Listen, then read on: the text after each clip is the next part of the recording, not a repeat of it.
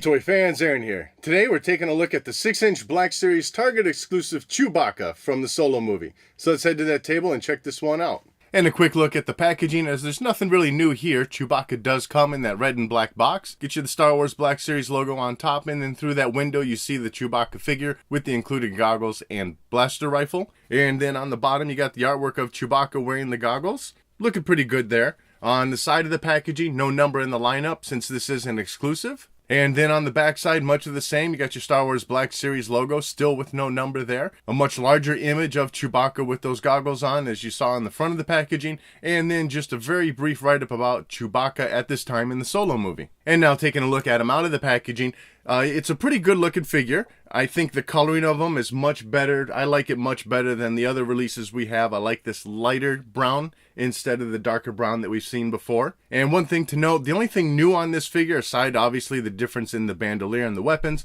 the head sculpt is new, the torso area is new on this figure, but the arms and the legs were previously used on other releases of Chewbacca. But like I said, just a little bit of different coloring here. And I'm quite alright with that. I mean, it's Chewbacca, not much changes with him, so the fact that the limbs are the same is pretty much okay, except when we get into the articulation, and I'll talk about that later. And here real quick, just line up all three of these releases so you can see those variations of colors. On the left, we've got the 2014 version. Then, of course, that was reissued in the 40th anniversary collection of the 6-inch line. And then on the right side is the Chewbacca from The Force Awakens. So you can see those coloring differences of the brown. And then also one thing to note is that this Chewbacca is just a little bit shorter than the other releases.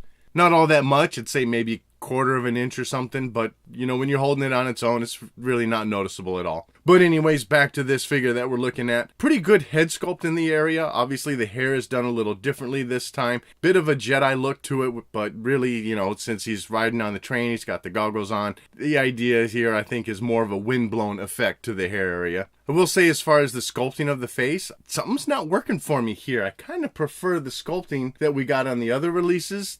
This one kind of seems almost more like a werewolf or something. I don't know. It doesn't quite have that Chewbacca look to me. Maybe it's just the difference in the hairstyling that's do it. I don't know. But either way, for the most part, top to bottom, the hair sculpting of the figure is just fantastic with all the little tufts of fur and stuff sculpted in there. And a pretty good looking paint job getting the blending of the brown to the darker browns of the paint and stuff. Of course, your eye area painting is looking good. The nose looks good. Pretty decent painting for the mouth area with the white teeth and, you know, a little bit of pink tongue in there. As far as that bandolier he has on, of course, this is the new one from the Solo movie. It's that, I guess we'll call it double strapped or something. Really a wonderful sculpt and paint job to this also. You got the pouch on the strap that's over his right shoulder, and then all of those little ammunition cells. It's just wonderfully painted.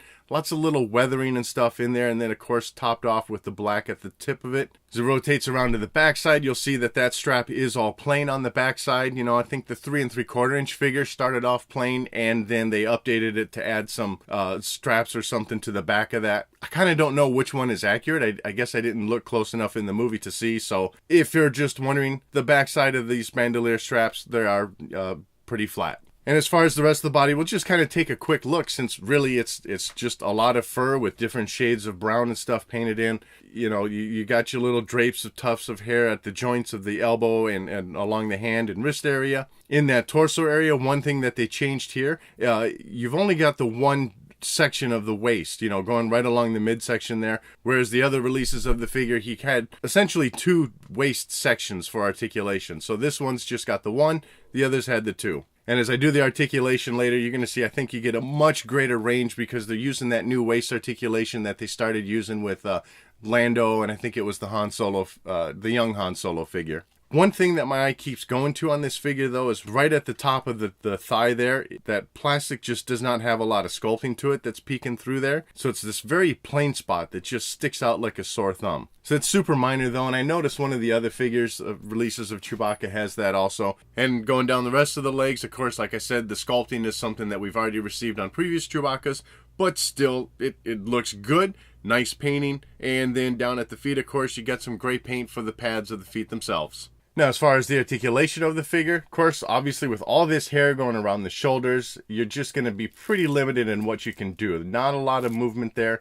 It is a little bit soft, so you're going to get some movement and you can work it over the bandolier.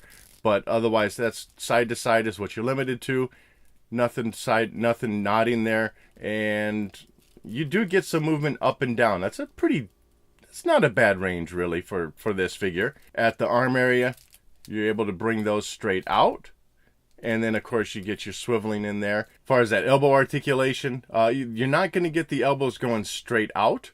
And same thing, you're not getting a 90-degree bend in there. It's only like, 45, I'd say, maybe. And that's all limited because of that tuft of hair through here, just to, keep that shagginess going. At the wrist area, of course, you get your swiveling all the way around. And you get side to side on his right wrist. And you also get the side to side movement on his left wrist. Now at that waist area, like I said, that's that new joint in here, so you get a great range forward and back. That's pretty good. And then, of course, your side-to-side movement of him, he can go all the way around if you wanted to. And now at the leg area, you're going to get him doing the splits about this much. Again, because of that fur coming down, you're not bringing the legs straight out, so that's what he's getting there. And then, you get a pretty decent range going backwards also. At the top of the thighs, of course, you get your rotation in there. At the knee joint, it is single-jointed, but a pretty decent bend with that. And then, of course, you get your swiveling in there. And then at the foot area, a little tight, but you get a touch of forward and back. And then that fur over the foot is still soft enough that you're going to get your ankle articulation and be able to spin that all the way around. And as far as accessories, he does come with two of them. First up, this blaster rifle. This is a fantastic sculpt and a really nice paint job to this weapon. I think it's absolutely representative of what we saw in the movie. You get just lots of little detailing sculpted from the back end of the blaster rifle all the way through the front end, with a little bit of touch brown painting here and there just to bring out the highlights. Here on this side of that blaster, you got this little brown handle sticking off to the side just above his hand. That belongs there as it should. And the sculpt on the other side isn't quite mirrored as it usually is. They made some differences in here. Obviously, it doesn't have that one brown handle that spins around, and I'll show that in a second. But, you got a touch of detailing down at the barrel end of the gun that wasn't on there on the other side. And then the part just above the handle sticks out just a little bit more. It's a different sculpt to that than what was on the other side, since that handle isn't there. And then with this weapon, you do surprisingly have a few action features with this. That brown handle that I was just talking about, you can rotate that up and down if you like. And then along the bottom of the barrel, this brown part here actually slides back and forth on the weapon. So you can place that wherever you want. Certainly that's going to help when you want to try and do a double-handed pose with this figure. You can get that brown part into his hand. And speaking of this being into his hand, it is a tight fit to get both hands onto this weapon.